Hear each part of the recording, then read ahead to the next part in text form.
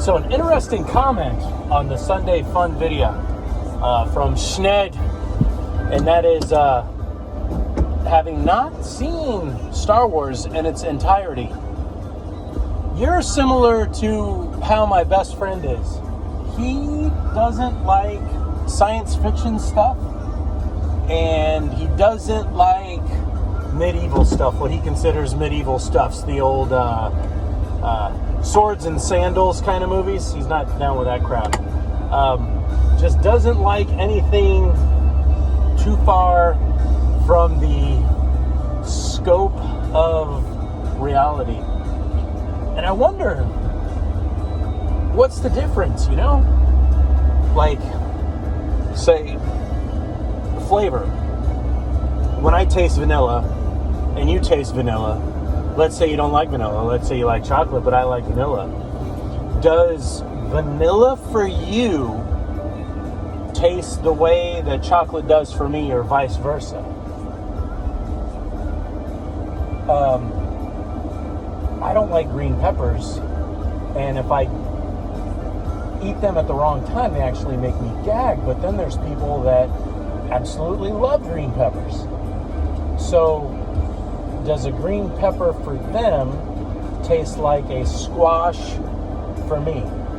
Now, that comes back to the movie The Matrix, when he talks about tasty wheat, and how does the simulation even know what tasty wheat tasted like, and how do we know what tasty wheat tastes like? So I'm curious, though, is it just in how far you're willing to stretch your suspension of disbelief in a story? Like, you would accept a made-up story of fictional events, but it has to be within a certain scope of realism. I'm curious, because if, just like my buddy, you're not willing to go into the past the same way you're not willing to go into the future, then that would kind of make sense. But it only makes sense pertaining to Star Wars, because that all happened in the past, because it was a long time ago.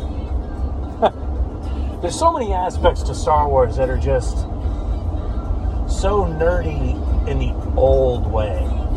Nerdy in the old way is, oh, these events happened a long time ago, not in the future. So almost a lost past in a galaxy far away. Just super ultra nerdy.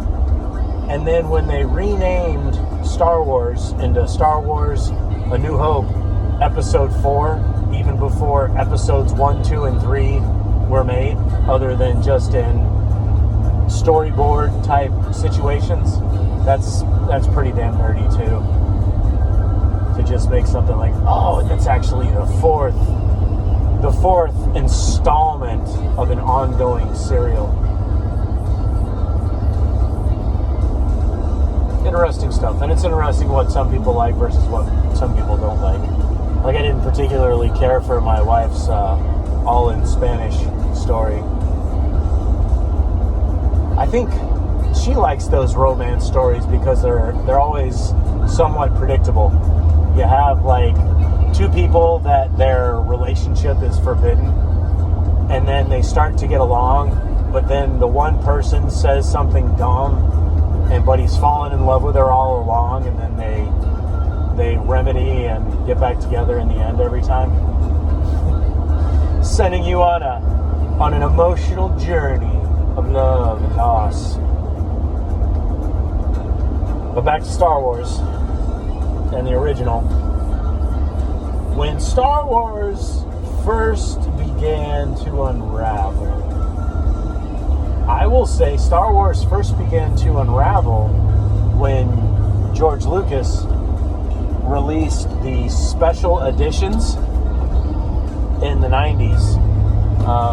It was exciting because a lot of us were too young to have remember seeing Star Wars, because I would have only been like, I don't know, 3 or 4 when it came out originally.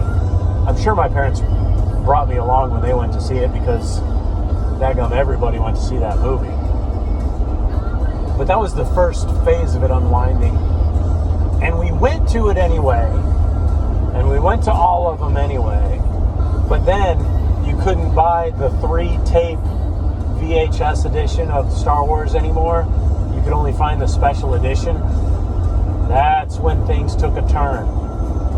And you could tell that these items and elements were shoehorned in the story. These elements that the computer-generated imaging hasn't aged well now compared to what it was then.